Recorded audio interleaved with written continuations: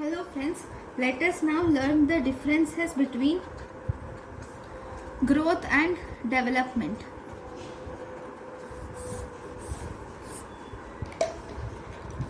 So if you see, growth is net increase in size or mass of tissues.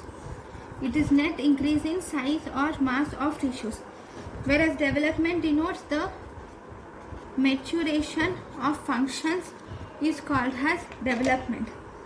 Then both growth and development, both these will develop from cephalocaudal in direction. Then whereas growth, it is from distal to proximal, that is hands increase in size first before upper limbs. Before upper limbs, the hands will increase in size.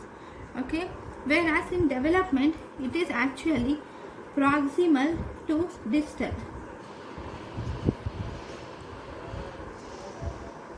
That is, the hand use is learned before the use of fingers.